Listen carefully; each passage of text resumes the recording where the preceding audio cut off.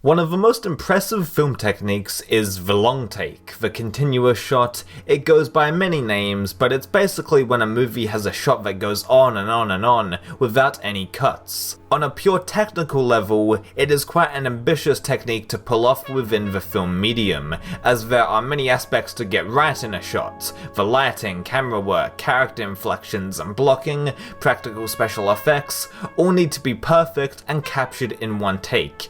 That's gotta be difficult. However, I've come to notice more and more that some filmmakers do not use the long take for any artistic value. It just looks cool and seems impressive, with all style and no actual substance. If you're going to pull off a continuous shot in a movie, there should be a justifiable reason for it existing. Whether it be to reinforce a certain theme, the long take shouldn't be used just because it looks impressive.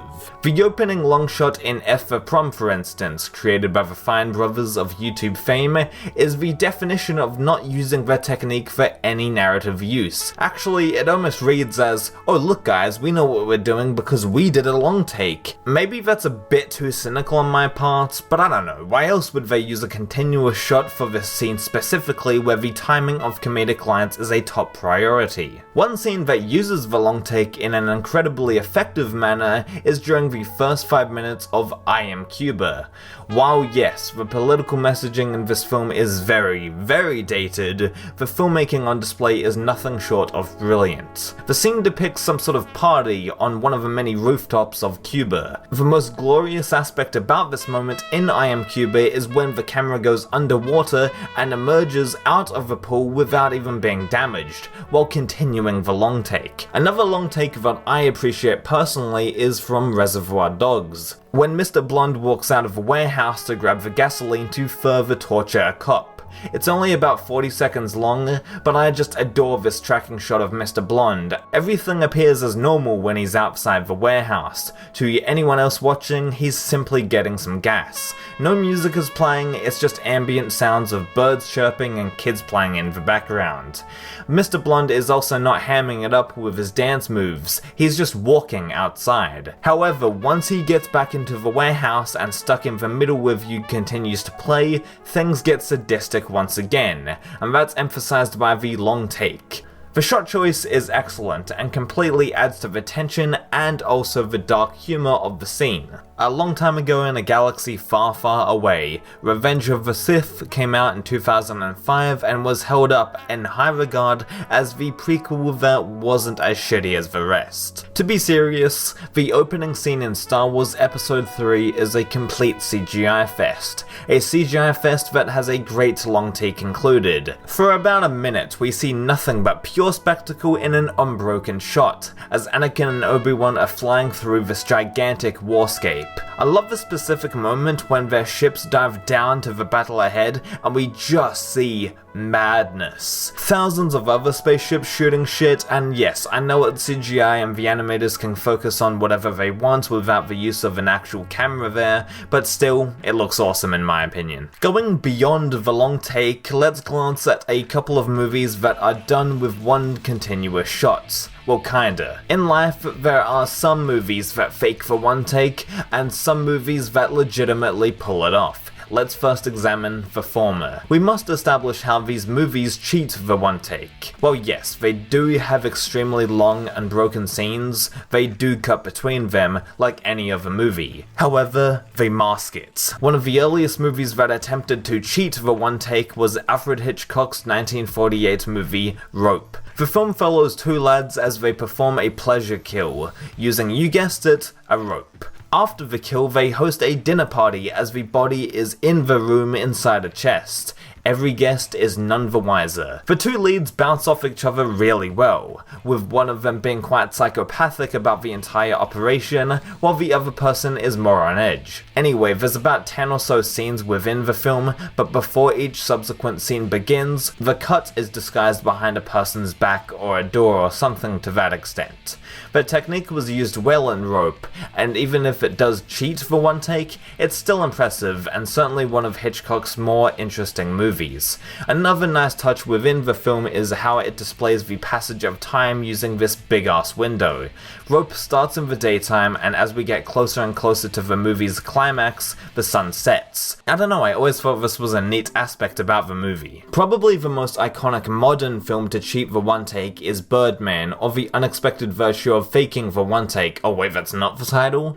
Well, in any case, the continuous shot technique was used to emulate the play format. Obviously, during a theatre production, there is no cutting in between scenes. There's only one chance to do it, and the uninterrupted scenes in Birdman reflect that. Also, the play that our main character, Regan Thompson, is working on is like a last-ditch effort to make something artistic. One last effort to prove something to himself. One last hurrah, one take. This all comes to a climax not only when Regan fucking shoots himself on stage during his own play, but also when he jumps out the window during the film's ending. Well, yeah, there are obvious limitations that make filming Birdman completely in one take impossible. The fact that there are disguised cuts does make thematic sense as well. A constant theme that's played with in Birdman is Hollywood sensibilities battling how theatre works with no second chances if you fuck up. There are cuts in the movie, but Birdman isn't cut like a traditional Hollywood film, obviously, as it's presented like it's filmed all in one take, which takes elements of theatre and cinema. Now, these movies, whether you like them or not, are mind-blowing on a technical level, as we're finally talking about the movies that are actually done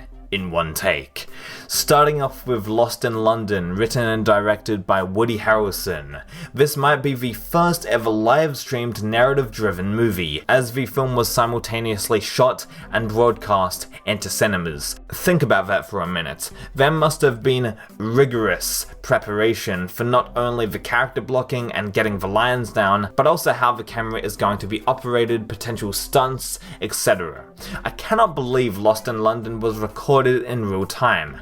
And it worked. Reviews from the premiere from 2017 stated that there weren't really any technical errors, and well, I'm still stunned that they actually pulled this off. A live-streamed feature film. I tip my fedora, if I fucking had one, to Woody for this filmmaking feat. Another actual one-take movie is 2000's Time Code, which actually has 4 cameras recording at the same time and is presented in a security surveillance type format. Pretty cool stuff. PVC-1 is a drama about a pipe bomb IED that was put around the neck of an extortion victim, and the movie is pretty brutal, which is emphasized by how it's all recorded in one take. We don't ever cut away from the drama, making the overall product more intense and making the audience feel more invested compared to how a conventional movie has regular cutaways and B-plots. 2 other movies that utilize the one take in a similar way include Utoya, July 22nd, which is unfortunately based on a real-life massacre, and Invasion, a 2017 Iranian film that actually screened at the Berlin International Film Festival. We're right there with these characters, each step of the way when it's filmed in one take, making it all the more effective. To wrap up here, the extended take, long take, whatever the fuck you wanna call it,